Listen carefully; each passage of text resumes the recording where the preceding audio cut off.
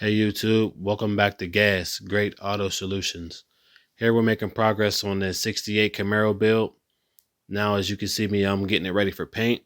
Pretty much all I do is just clean it, get rid of all the oil, dirt, and debris. Then I apply automotive sealer to it. Once the sealer is on there, good to go, I apply base to it. And then once the base is good to go, I apply clear to it. I go the sealer method because it just works for me. It's a good substrate for the base to stick to, and the sealer just sticks to pretty much everything to a clean surface. It's almost like primer, but it's a little thinner. So that's what works for me. If you guys got any other methods that you use that works for you, be sure to write them down in the comments. I would be willing to try anything that works. There's more than one way to skin a cat, so if you got other ways to do it, let me know. Quick recap up until this point of the build, we did a cam swap. We went with the Skookin Dickey LS6 Max Cam, changed the oil pump, changed all the gaskets that we needed to change. We changed the oil pan. We went with the Holley oil pan that will be a direct fit to clear the linkage on the 68 Camaro. Also, before you paint, you want to make sure that you cover all the ports and all the places that you don't want paint to reach.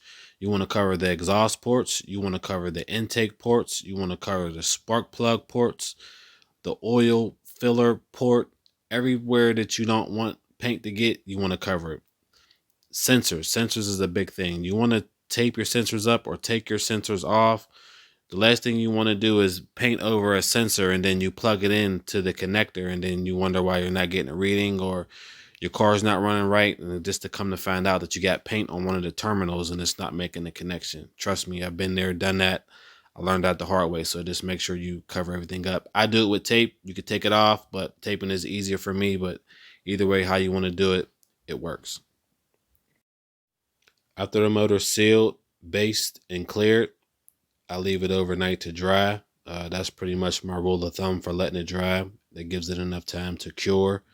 When I come in the morning, it's cool. I can touch it. I can move it. I can remove bolts from it. I could pull the tape off it.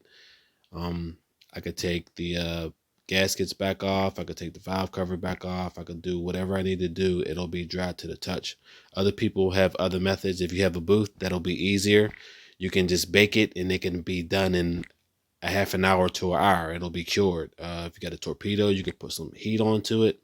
There's more than one methods to let it dry, but me, I just let it pretty much air dry overnight, come back in the morning, everything's good to go.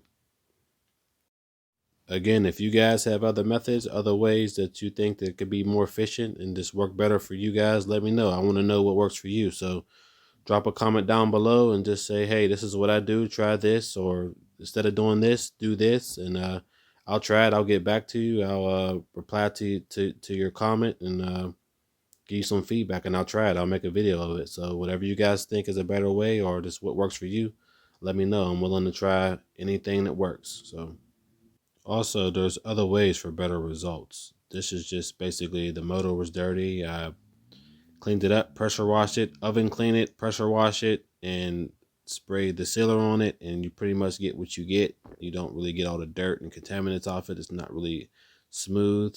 Other ways to do it, to some people media blast it, some people get them powder coated. If it's coming from the machine shop, it's extra clean. They got hot tanked, and that's pretty much the best way for the best results.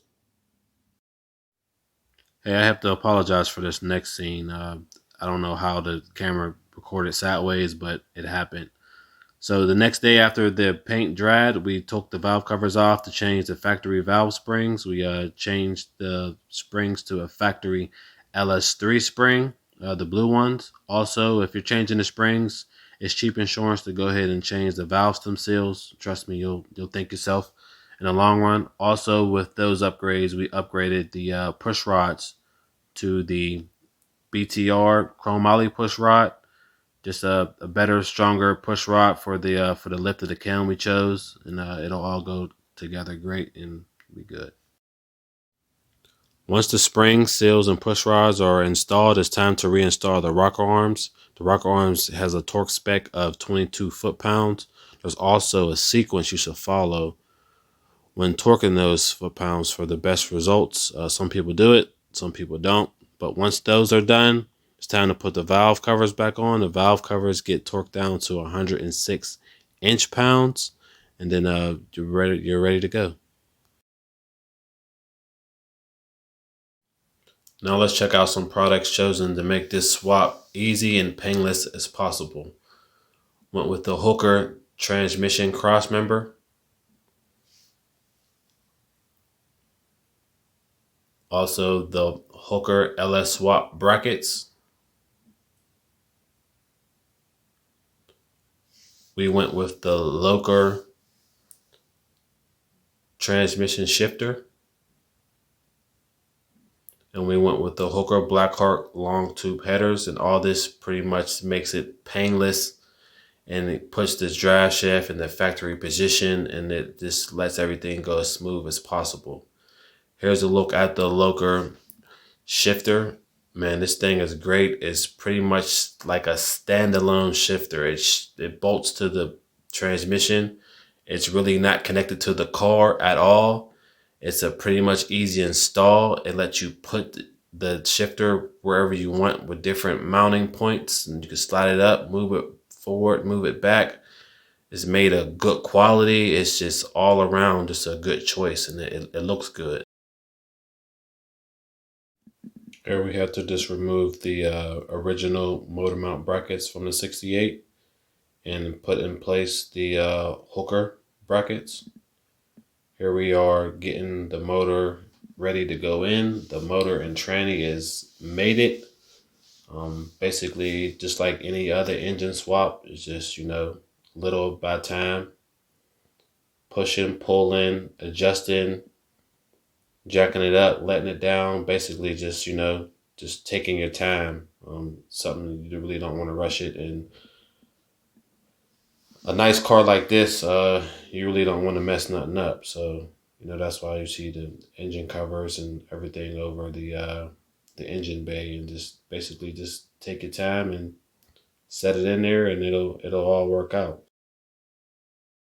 I wanted to take this time to let you guys know, all my subscribers and people to follow my channel, that I have an 88 Chevy Camaro. It's a RS. I'm gonna be LS swapping it, and I wanted to raffle it off probably when I reach 1,000 subscribers. So it's a project car. I'm gonna paint it all black, and probably put just a stock 5.3 in there, maybe with a cam or something like that, and make a couple videos of the build. And then once the build is done, I want to raffle it off to one of you guys. I think it'll be fun, and someone will get a free LS swap Camaro. So it's a 3rd gen. It's an 88. Just wanted to sneak this in here, and comment below if you want the Camaro. Comment gas Camaro in the comments. Here's a picture of it in the car. I'm just trying out different intakes. No, the car's not getting a twin turbo setup. I just took the time to mock it up on this 1st gen because I have a future 1st gen project. So this will save me some time. Here's the intake going in it. It looks good. Stay tuned for the next video. Should have it running. And just remember to, stay humble and stay hungry. Thanks.